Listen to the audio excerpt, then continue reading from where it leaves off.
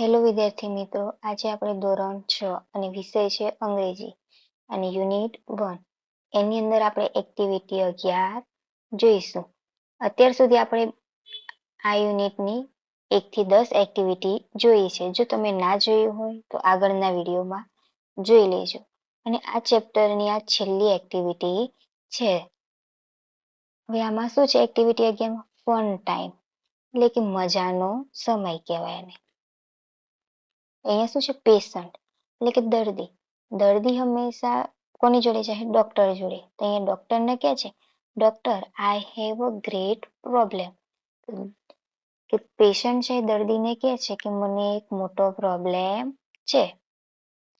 I never feel hungry after eating. હવે કહે છે કે મને ભૂખ લાગતી નથી. તો કે ક્યારે? તો કે ખાધ્યા પછી. And I don't feel tired after sleeping. હવે કહે છે કે હું સૂઈ જાઉં પછી મને થાક લાગતો નથી. એટલે કે પેશન્ટ કેવી વાત કરે છે કે જો હું ખાઈ લઉં પછી મને ભૂખ લાગતી નથી, અને જો હું સૂઈ જાઉં પછી મને થાક લાગતો નથી. એટલે કે મને થાક અનુભવાતો નથી.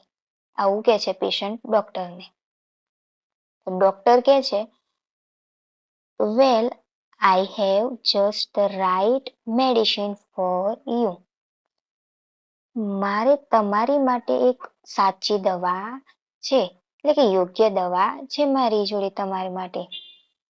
તો કે છે take 2 of this tablet every night. એટલે કે કહે છે કે તમારે છે ને 2 દવા લેવાની. તમારી માટે 2 ટેબ્લેટ છે. હવે 2 ટેબ્લેટ ક્યારે ખાવાની કહે છે? After sleeping. એટલે કે તમે સૂઈ જાઓ પછી એ 2 ટેબ્લેટ ખાઈ જાઓ એવું કહે છે. And 2 every morning before wake up. એટલે કે 2 ટેબ્લેટ ખાવાની, પણ ક્યારે? તમે સૂતા પછી. એટલે કે સવારે લેવાની કે ઉઠ્યા પહેલા. અહીંયા એક વાત કરે છે કે મારી પાસે તમારી યોગ્ય દવા તો છે, પણ કેવી?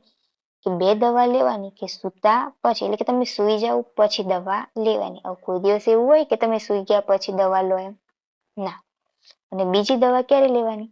કે 2 સવારે લેવાની કે ઉઠ્યા પહેલા. હવે તમે ઉઠી જાઓ પછી કઈ રીતના દવા લો? તે કઈક મજાનો એક આ જોક્સ છે. ચલો આગળ બીજું જોઈએ. શું છે? There were 3 friends. કેટલા મિત્રો હતા? 3. They requested God. ભગવાનને રિક્વેસ્ટ કરે એટલે કે વિનંતી કરે છે. એટલે કે ફર્સ્ટ પર્સન, પહેલો પર્સન શું કહે છે? God please give me a room full of diamond. કે ભગવાનને વિનંતી કરે કે ભગવાન મને આખો રૂમ ભરેલો ડાયમંડ આપો. એટલે કે હીરા આપો રૂમ ભરેલા. હવે સેકન્ડ પર્સન, બીજો પર્સન શું કહે છે? God please give me room full of gold. હવે બીજો પર્સન શું માંગે છે? કે આખો રૂમ ભરેલો ભાઈ મને સોનું આપી દો. એટલે પહેલો પર્સન કહે છે કે ભાઈ આખો રૂમ ભરેલો ડાયમંડ આપો એટલે કે હીરા. એ જ રીતના બીજો પર્સન કહે છે કે મને આખો રૂમ ભરેલો ગોલ્ડ આપો. એટલે કે શું? હીરા. એટલે કે સોરી કહે છે કે સોનું આપો.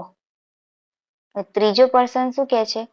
કે God please give me the keys of their room.